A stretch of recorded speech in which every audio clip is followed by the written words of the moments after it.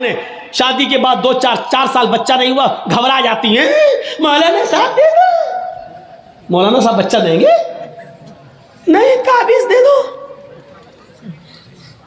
گھول گھول کے پلاؤ۔ ہمارے ہاں یو پی میں کچھ زیادہ خرافاتیں ہیں، بنگال میں بھی ہوں گی ہمیں نہیں معلوم، ہم تو خرافاتیں تھوڑی دیکھ رہے ہیں، ہمارے یہاں سننے کو ملتا ہے۔ ایک مولوی نے مسجد کے حجرے میں کہا کپڑے اتارو اوپر کے، کیا ہوگا کہ ہم یہاں قرآن وہ لکھا جائے گا، جعفران گھول کے یہاں سے لے کے پورے جسم پر لکھ رہا ہے، پتہ نہیں کیا لکھ رہا، اور بے شرم عورت کھول دیتی ہے، لو لکھو، پیٹھ پہ لکھوا رہی ہیں۔ جعفران سے قرآن کی آیتیں لکھ کر پرچی بنا کر کہا جاتا ہے کہ لو اس کو تم قبر کے نیچے شرمگاہ کی طرف باندھ لینا، بچہ آسانی سے پیدا ہو جائے گا۔ یہ سب صورتیں ہو رہی ہیں۔ مولوی نہ تعویذ دے سکتا ہے نہ پانی۔ میرے بھائیوں، اگر شریعت کی روشنی سے دیکھا جائے، شرعی نقطہ نظر سے دیکھا جائے تو اللہ کی قسم پانی پڑ کر دم کرنا، تیل وغیرہ پہ پڑ کر دم کرنا، ان کا بھی ثبوت ملتا نہیں ہے۔ بہت معذرت کے ساتھ میں یہ بات کہہ رہا ہوں آپ کو، صحیح حدیث کی روشنی میں اگر آپ تلاش کرنا چاہیں، اختلاف ہے، بہت سے علماء نے کہا نہیں پانی پڑھ کے دیا جا سکتا ہے، لیکن صحیح بات یہ ہے کہ پانی پڑھ کر دم کرنا بھی جائز نہیں ہے۔ کوئی صریح اور صحیح حدیث موجود نہیں ہے۔ اس کے برخلاف وہ حدیث ملتی ہے کہ اللہ کے نبی نے فرمایا کہ کھانے اور پینے کی چیزوں پر پھونک مت مارو۔ آپ نے دیکھا ہے جب آپ کھانا کھانے بیٹھتے ہیں تو کیا پڑھتے ہیں؟ بسم اللہ، اور کھانا شروع کر دیتے ہیں۔ اگر پھونک سے برکت ہوتی تو حدیث میں حکم یہ ہوتا کہ بسم اللہ پڑھ کے پہلے کھانے میں دم کرو اور پھر کھاؤ، ایسے پلیٹ اٹھاؤ، بسم اللہ اب کھاؤ۔ کیوں؟ پھونک میں برکت ہے نا، تو پھر پھونکو پھر کھاؤ نا، لیکن نہیں، آپ نے کہا بسم اللہ اور کھانا شروع کریے۔ آپ کھانے کے لیے بسم اللہ نہیں کر رہے ہیں، بلکہ شروع جو کر رہے ہیں اس کام کے لیے آپ بسم اللہ کہہ رہے ہیں، کیونکہ آپ جو بھی کام شروع کریں گے تو اللہ کے نام سے، کھانا نہیں، جو بھی آپ کام کر رہے ہیں اللہ کے نام سے شروع کیجیے۔ یہ ہے، لکھنا شروع کر رہے ہیں بسم اللہ، اب آپ لکھیے۔ کھانا کھانا شروع کر رہے ہیں تو بسم اللہ، الرحمن الرحیم نہیں، بسم اللہ۔ جہاں جتنا ثبوت ہے وہاں اتنا کرنا ہے ہمیں اور آپ کو۔ اللہ تعالیٰ نے یہ کہا ہے، اللہ کے نبی نے فرمایا کہ اللہ کا نام لو، تو اللہ کا نام بسم اللہ ہو گیا۔ اللہ کے نبی نے یہ نہیں کہا کہ اللہ رحمان رحیم کہو، صرف اللہ کا نام بسم اللہ، بسم اللہ کہہ لو، ہو گیا۔ اور اگر بسم اللہ کا مطلب بسم اللہ الرحمن الرحیم ہے تو پھر آپ قربانی کریں گے تو کیا کہیں گے جانور پر؟ بسم اللہ الرحمن الرحیم اللہ اکبر کیوں نہیں کہتے ہو؟ وہاں پوری بسم اللہ کیوں نہیں پڑھتے ہو؟ نہیں پڑھتے ہو، کیوں؟ وہاں نہیں بتایا، وہاں کیا بتایا؟ بسم اللہ واللہ اکبر۔ دنیا جانتی کہ وہاں رحمان الرحیم پڑھنا عقل کے خلاف ہے، کیونکہ وہاں جانور کو ذبح کیا جا رہا ہے، اور وہاں کوئی کہے گا بسم اللہ الرحمن الرحیم تو آدمی کہے گا یہ کہاں رحم ہے؟ ایک طرف جانور کاٹ رہے ہیں، دوسری طرف رحمان رحیم، بڑا رحم کرنے والا انتہائی رحمان ہے۔ تو میرے بھائیوں، اس لیے جتنا حدیثوں سے ثابت ہے اتنا کرو، ایمان کا تقاضا یہی ہے میرے بھائیوں۔ کیا کہا؟ حضرت خولا کو دیکھو، وہ خولا بنت ثعلبہ، ان کے پتی نے ان سے ایک بار غصے میں کہہ دیا انت علیہ کزار امی، تو مجھ پر میری ماں کی طرح حرام، کیا آج کے بعد ہاتھ نہیں لگائیں گے تجھے۔ کیا سمجھتی ہے تو اپنے آپ کو؟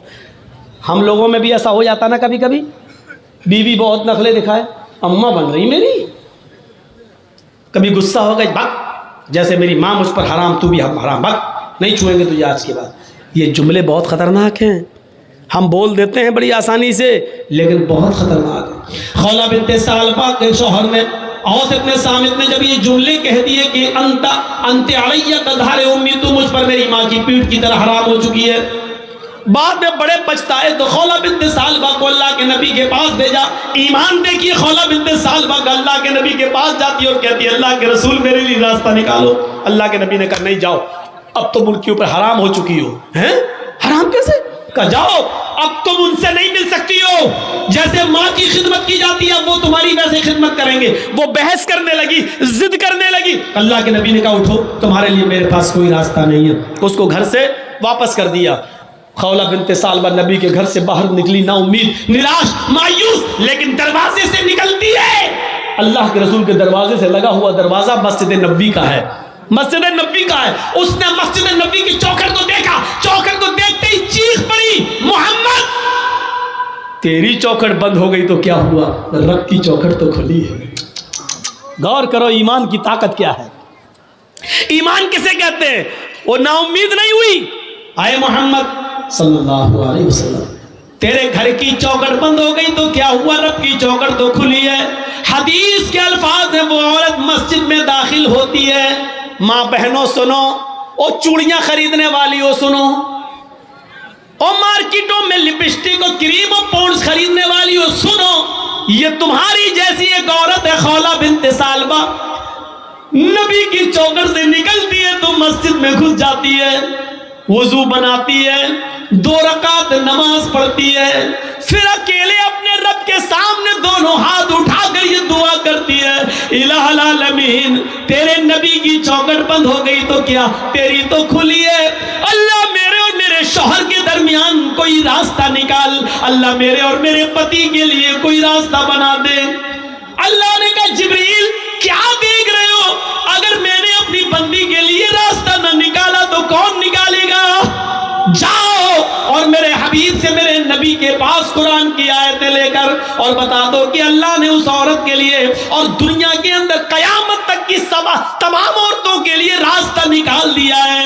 جبرائیل قرآن کی آیتیں لے کے آئے, اللہ کی قسم خولہ بنت ثعلبہ بھی مسجد کے اندر دعا مانگ رہی ہے, ابھی اس کے آنسو گر رہے ہیں, ابھی اس کے ہاتھ نیچے نہیں ہوئے, ابھی اس نے دعا مانگنے کے بعد ابھی ختم نہیں کی, وہ دعاؤں میں روانی جاری ہے, وہ دعا پہ دعا مانگی جا رہی ہے. اور یہاں جبریل یہ آیتیں لے کے نازل ہوتے ہیں, قد سمع اللہ قول التی تجادلک فی زوجہا وتشتکی الی اللہ, اللہ نے اس عورت کی بات کو سن لیا, اللہ نے اس لیڈی کی بات کو سن لیا, اللہ نے اس عورت کی گفتگو کو سن لیا جو آپ سے بحث کر رہی تھی, تجادلک فی زوجہا, جو آپ سے بحث کر رہی تھی, جو آپ سے ڈیبیٹ کر رہی تھی, جو آپ سے لڑ رہی تھی اپنے ہسبینڈ کے بارے میں, وہ تشتکی اللہ, اور جب آپ نے اس کو بھگا دیا, ہٹا دیا, گھر سے باہر کر دیا تو وہ اللہ سے بھی فریاد کر رہی, وہ تشتکی اللہ, وہ اللہ کو بھی پکار رہی, یعنی دعا کر رہی ہے. اللہ نے اس عورت کی بات کو سن لیا ہے, جاؤ اے نبی اس عورت کو بلاؤ, اور اس ایک عورت کے لیے میں نے قیامت تک کی ساری عورتوں کے لیے مسئلہ بدل دیا ہے. کہو جو لوگ اپنی بیویوں کو اپنی ماں کی طرح کہہ لیتے ہیں, حرام کر لیتے ہیں, وہ اپنی بیوی بنا سکتے ہیں دوبارہ, لیکن دوبارہ بیوی بنانے سے پہلے ایک غلام آزاد کرنا پڑے گا. ایک غلام آزاد کرنے کی طاقت نہ ہو تو 60 روزے مسلسل پہ در پہ رکھنا پڑیں گے, کنٹینیو ریگولر, اور 60 روزے بھی رکھنے کی طاقت نہ ہو تو 60 مسکینوں کو کھانا کھلانا پڑے گا, 60 فقیروں کو یہ 3 میں سے کوئی ایک کام کرنا ہوگا ترتیب سے. اگر غلام آزاد کرنے کی طاقت ہو تو پہلے غلام, یہ نہ ہو تو 60 روزے رکھنے کی طاقت نہ ہو تو 60 مسکینوں کو فقیروں کو کھانا کھلائیں, اور پھر وہ تمہاری بیوی. یہ سزا کے طور پر, لیکن راستہ تو نکالا, پہلے تو راستہ ہی نہیں تھا لیکن بعد میں راستہ تو نکال دیا, کم سے کم سزا متعین کر کے. اور سزا اس لیے متعین کیا تاکہ ہر وقت ہر آدمی اپنی بیوی کو اپنی اماں کی طرح حرام نہ کرتا رہے اپنے اوپر, اس لیے یہ سزا متعین کر دی. تو میرے بھائیوں, خولہ بنت ثعلبہ کا ایمان دیکھو, نبی کی چوکھٹ سے باہر تو کہتی ہے نبی تیری چوکھٹ بند ہوئی تو کیا رب کی چوکھٹ تو کھلی ہے. یہ ایمان کی طاقت ہوتی ہے. یہی خولہ بنت ثعلبہ جب لاٹھی ٹیک کر چلنے لگی, بہت بوڑھی ہو گئی, کمر سیدھی نہیں ہوتی تھی, لاٹھی لے کے چلتی تھی. تو ایک دن حضرت عمر فاروق گھوڑے پر جا رہے تھے, خولہ بنت ثعلبہ نے کہا عمر گھوڑے سے نیچے اتر, میری بات سن. حضرت عمر گھوڑے سے نیچے اتر گئے اور خولہ بنت ثعلبہ کے پاس پہنچ گئے پیدل, اور نیچے جھک کر کہتے ماں کیا کہتی ہو, سنایا, کچھ بات بولی. حضرت عمر فاروق واپس آئے, لوگوں نے کہا امیر المومنین ایک معمولی عورت کے لیے آپ گھوڑے سے اتر گئے, ایک معمولی عورت کے لیے آپ گھوڑے سے اتر گئے, اور اس کے پاس جا کے جھک کر اس کے کان پہ اپنے کان لگا دیے اس کے ہونٹوں سے. آپ کہہ سکتے تھے میرے دربار میں ایک معمولی عورت کے لیے آپ گھوڑے سے اتر گئے؟ حضرت عمر فاروق روتے ہوئے کہتے ہیں نہیں، اس کو معمولی عورت مت کہو، یہ معمولی عورت نہیں ہے۔ جب نبی کا دروازہ بند ہو گیا تو اس عورت کی گفتگو کو عرش والے نے عرش پہ سنا ہے۔ یہ معمولی عورت نہیں ہے جس کی زبان سے نکلنے والی دعا کو اللہ بھی ریجیکٹ نہیں کر سکا، اللہ نے اس کی دعا عرش پر قبول کی۔ عمر کی کیا مجال جو اس کی بات کو سننے کے لیے گھوڑے سے نہ اترے، عمر کی کیا ہمت جو اس کی بات کو سننے کے لیے گھوڑا نہ چھوڑے۔ ارے جب اللہ نے اس کی بات کو ریجیکٹ نہیں کیا تو عمر اس کی بات کو ریجیکٹ کیسے کر سکتا ہے؟ جب ساتویں آسمان کے اوپر اللہ نے اس کی بات کو سنا تو عمر اس کی بات کو کیسے منع کر سکتا ہے، کیسے نہیں سن سکتا ہے؟ میرے بھائیوں، یہ ایمان کی طاقت تھی، ایمان کی طاقت، یہ ایمان کی طاقت ہمیں اور آپ کو اپنے اندر پیدا کرنا ہے۔ پورا خطبہ میرا ایمان کے تعلق سے رہا ہے، اور پھر وہی لاسٹ میں وہی بات وَلَا تَهِنُوا وَلَا تَحْزَنُوا وَأَنْتُمُ الْأَعْلَوْنَ إِن كُنتُم مُؤْمِنِينَ۔ اس ایمان سے اگر ہم اپنی بنیاد کو جوڑیں گے تو ہم ترقی کریں گے، بلندی پر جائیں گے، اور اگر اس ایمان سے اپنی بنیاد سے رشتہ اگر ہم ختم کر لیں گے تو پھر ہمیں ذلت ملے گی، رسوائی ملے گی، پتنگ کی طرح کٹ کر ہم زمین پہ گریں گے اور ہمیں نوچ ڈالا جائے گا۔ آم کی طرح ہم آسمان پر نہیں جائیں گے، ٹوٹ کر زمین پر گریں گے اور ہمیں کھا لیا جائے گا، ہمیں لقمہ بنا لیا جائے گا۔ ایسی دنیا کی ساری قومیں ہمارے اوپر پل پڑیں گی۔ ہم اللہ سے دعا کرتے ہیں کہ بار الہ ایمان ہمارے اندر پیدا فرما دے، ایمان کی مضبوطی ہمارے اندر پیدا فرما دے، اللہ ہمیں عقل اور شعور سے کام لینے کی توفیق عطا فرما، مصلحت ہمارے اندر پیدا فرما دے، ہر کام ہمیں حکمت کے ساتھ اور دانائی کے ساتھ کرنے کی توفیق عطا فرما۔ بار الہ جب تک ہم زندہ رہیں اسلام پہ ہمیں زندہ رکھنا، جب ہمارا خاتمہ ہو تو ایمان پر ہمارا خاتمہ فرمانا۔ وما علینا الا البلاغ المبین وآخر دعوانا الحمد للہ رب العالمین۔ السلام علیکم ورحمۃ اللہ وبرکاتہ۔